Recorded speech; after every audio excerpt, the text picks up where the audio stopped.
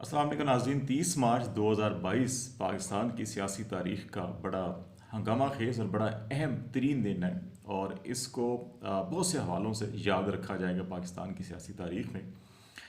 एक तो ये कि सियासी एतबार से पीटीआई के लिए ये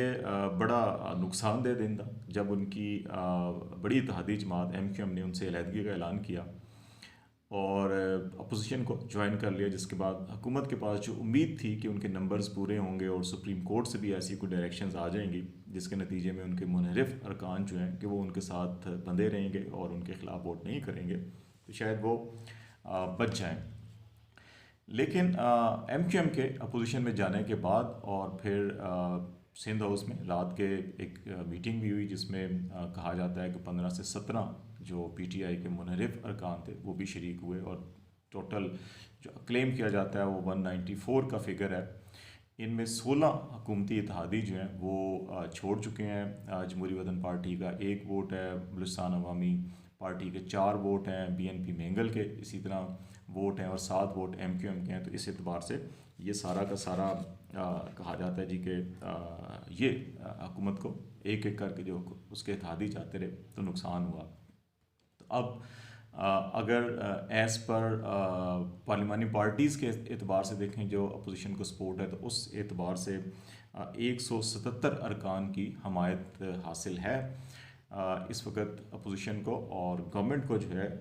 164 की इस वक्त हमायत हासिल है। तो देखें अभी 2-3 दिन और है, बड़े इफ़ एंड बट्स पाकिस्तान की सियासत में होते हैं, लेकिन 2-3 चीज़ें बड़े अहम सवालात पैदा होते हैं।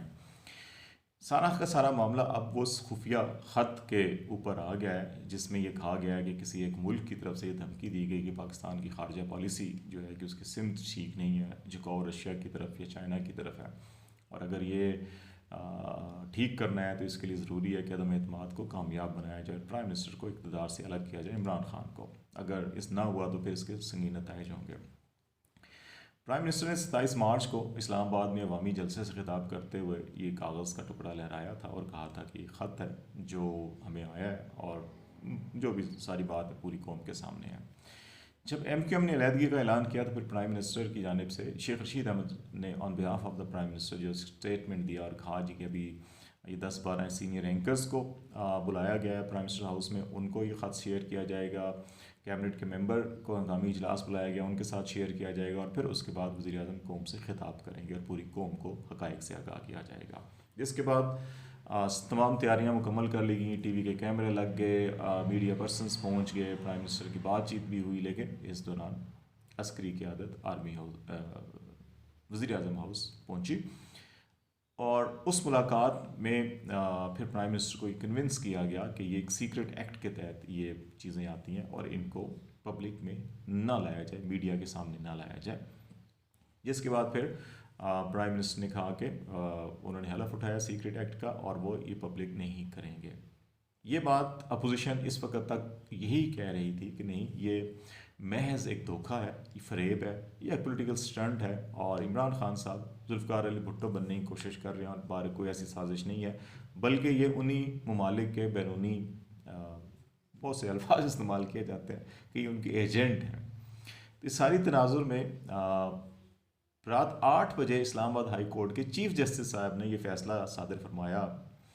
कि सीक्रेट एक्ट की पाबंदी वज़ीर आज़म को करनी चाहिए और यह ख़त पब्लिक नहीं करना चाहिए। अगर मुसल्लह फ़ौज में बिलखसूस आर्मी चीफ़ या DGISI प्राइम मिनिस्टर से मिलते हैं और ये कहते हैं कि सीक्रेट एक्ट के तहत इसको पब्लिक नहीं किया जाना चाहिए, अगर इस्लामाबाद हाई कोर्ट के चीफ जस्टिस साहब ये कहते हैं कि सीक्रेट एक्ट के तहत इसको पब्लिक नहीं किया जाना चाहिए, तो इसका मतलब है कि ख़त एग्जिस्ट करता है। अगर इस ख़त एग्जिस्ट करता है और इसके मंदरजात ऐसे ही हैं जैसे बयान किए जा रहे हैं, तो फिर बड़े अहम तरीन सवालात उठते हैं जिनको हम आज आपके सामने रखना चाह रहे हैं कि ये हमें फिर देखना होगा कि क्या हम वाकई आज़ाद और ख़ुद मुख्तार कौम हैं, मुल्क हैं। तो फिर अगर प्राइम मिनिस्टर को अपने हलफ की पासदारी करनी है और इस ख़त को पब्लिक नहीं करना, इस सीक्रेट ख़त को इस सीक्रेट एक्ट के ज़ुमरे में आता है, तो फिर जो जजेस साहिबान ने हलफ उठा रखा है, मुसल्लह अफ़वाज के सरबराहान ने हलफ उठा रखा है, जो पार्लिमान के अरकान ने हलफ उठा रखा है, तो उनके हलफ की पासदारी कौन करेगा अगर एक ख़ुद मुख्तार मुल्क के ख़िलाफ़ या उसकी हुकूमत जो तब्दीली के जो साजिश के ताने बाने बाहर बुने जा रहे हैं, तो फिर उसको रोकने के लिए जो मुल्की इदारे हैं, मुतलका कौमी सलामती के इदारे हैं, उन्होंने भी जो हलफ की पासदारी की है, उसका कौन जो है कि वो अमल करेगा, ये बड़ा एक अहम सवाल है। दूसरी तरफ क्योंकि अदम एतमाद को और इस ख़त को आपस में जोड़ा जा रहा है, और फिर सदारती रेफरेंस जब सुप्रीम कोर्ट में गया मुनहरिफ अरकान के मुस्तकबिल के बारे में, तो अदालत उज़्मा ने मुअज़्ज़ज़ जज साहिबान चीफ जस्टिस साहब ने ये फरमाया कि इस समात को नेशनल असम्बली के अंदर जो वोटिंग है उससे पहले मुकम्मल किया जाएगा, ताकि उसमें कोई ताख़ीर ना हो या कोई मामलात ऐसे ख़राब ना हो। लेकिन बुध के रोज़ ही जब ये सब हंगामा लाई चल रही थी, MQM के मिनिस्टर्स रेजिग्नेशन कर रहे थे, इस किस्म की खबरें सारी चल रही थी, तो उस दिन सुप्रीम कोर्ट के इस लार्जेस्ट बेंच की समात जो है वो 4 अप्रैल पीर तक मुलतवी कर दी गई कि जज साहिबान लाहौर में दीगर केसेस में मसरूफ़ होंगे इस दौरान, तो इसलिए अब समात इनकी 4 अप्रैल को होगी। तो इसका ये मतलब है कि क्या ये को इंसिडेंस है या इन सारों के आपस में ताने बाने मिलते हैं, कि ये सवाल है। फिर ये सवाल एक और बड़ा अहम इस सारी सिचुएशन के अंदर पैदा होता है कि एक चीज़ तो तय ये नज़र आ रही है कि ये मामला इतना सादा या महज पॉलिटिकल स्टंट नहीं है, बल्कि इस सारे मामले के अंदर कुछ ना कुछ तो ऐसा हुआ है जिसकी वजह से ये प्राइम मिनिस्टर ने ये जो बात की है, इसमें ऐसी चीज़ें ज़रूर हैं। अब ये देखना ये होगा कि अगर सीक्रेट एक्ट के तहत पाकिस्तान के वज़ीर आज़म ये बात करने के पाबंद नहीं हैं, तो फिर जो हमारे कौमी सलामती के इदारे हैं उनकी क्या ज़िम्मेदारी है। प्राइम मिनिस्टर और कैबिनेट मेंबर ये कहते हैं कि ये ख़त जो है, इसके मंदरजात और ख़त जो है कौमी सलामती के इदारों के सरबराहान को ये पहले ही शेयर किया जा चुका है। नेशनल असम्बली के स्पीकर कहते हैं कि मैं तमाम पार्लिमानी लीडर्स को दावत देता हूँ कि वो इन कैमरा इजलास में आए और उनको इसके ऊपर ब्रीफ किया जाए, और अगर वो चाहेंगे तो फिर नेशनल सिक्योरिटी की जो पार्लिमानी कमेटी है उसका भी इजलास फौरी तौर के ऊपर बुला लेते हैं और उसके अंदर ये सारी चीज़ें डिस्कस हों। अभी तक अपोजिशन की जानब से कोई जवाब नहीं दिया गया। फिर हमें ये देखना होगा कि हमें ये सारी सिचुएशन के अंदर क्या हमें खामोश रहना चाहिए, क्या हमें खामोश तमाशाई बना रहना चाहिए। एक अहम पहलू इसमें यह भी ज़रूर मद्देनज़र रखें कि कल ही जहाँ इतनी सारी डेवलपमेंट्स हो रही थी, वहाँ पर army chief general Qamar Javed Bajwa ने पेशावर कोर हेडक्वार्टर का भी दौरा किया, जहाँ पे उन्होंने जनरल फैज़ हमीद से मुलाकात की। जनरल फैज़ हमीद वही इस वक्त जनरल हैं जो नवंबर में जो नया आर्मी चीफ बनने के 4 उम्मीदवार होंगे, उनमें ये भी शामिल हैं सीनियरिटी के एतबार से। और जनरल फैज़ हमीद के बारे में ही अपोजिशन मुसलसल तनकीद का निशाना करती रही, और ISI के चीफ रहे ये पहले, और कहा जाता है कि इमरान खान साहब पे इनकी बड़ी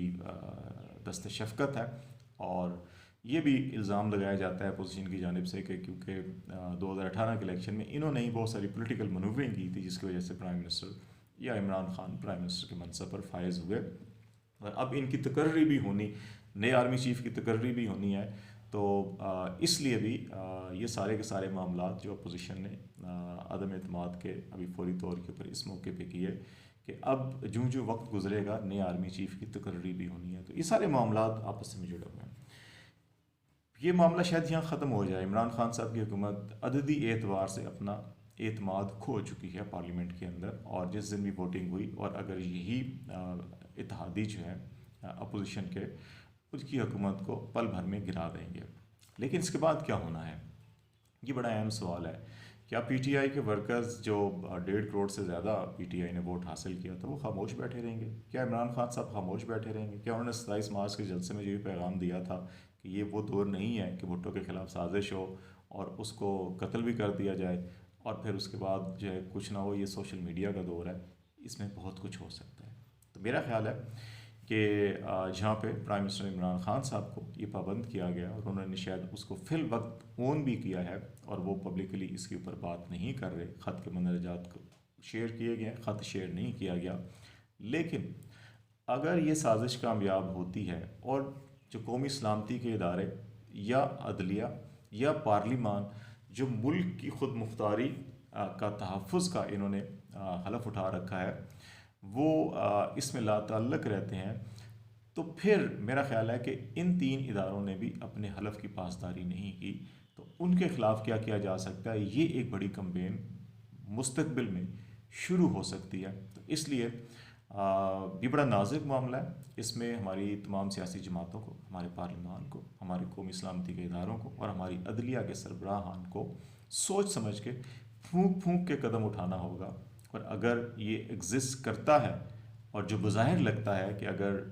कौमी सलामती के इदारे और अदलिया के सरबराह ये कहते हैं प्राइम मिनिस्टर के आप अपने हलफ की पासदारी करें और इसको सीक्रेट एक्ट की रोशनी में पब्लिक ना करें, तो इसका मतलब है कि चीज़ें ऐसी हैं जो कहीं ना कहीं ख़तरनाक हद तक कुछ मामलात की निशानदेही करती हैं। तो फिर सवाल इन्हीं इदारों से ये किया जाएगा कि उन्होंने फिर अपनी ज़िम्मेदारियाँ क्या अदा की, और अगर उन्होंने अपनी ज़िम्मेदारियाँ अदा नहीं की तो फिर उन्होंने जो अपने कॉन्स्टिट्यूशनल हलफ की वायलेशन की है उसके ऊपर क्या होगा। इसके ऊपर मेरा ख्याल है बहुत कुछ अभी कहा जाएगा, होगा, मुख्तलिफ़ ऐवानों में होगा, मुख्तलिफ़ शाराओं पर होगा। लेकिन हमें उम्मीद करनी चाहिए कि हमारे कौमी इदारे, हमारे पार्लिमान, हमारी कौमी क़यादत बड़ा सोच समझ के और तमाम इसके पहलुओं का जायज़ा लेकर,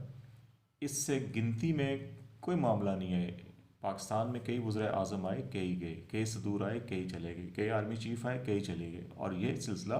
अज़ल से अबद तक चलता रहेगा। लेकिन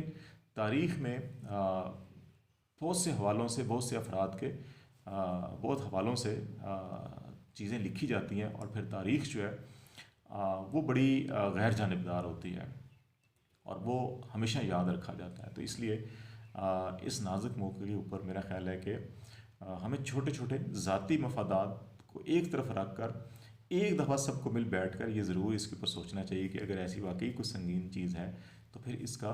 तदारुक कैसे किया जा सकता है। वरना शायद ये मुल्क और कौम जो गफलत बरतेंगे अपने फ़राइज़ से या अपने हलफ से, उसको शायद कभी माफ़ नहीं करेंगे।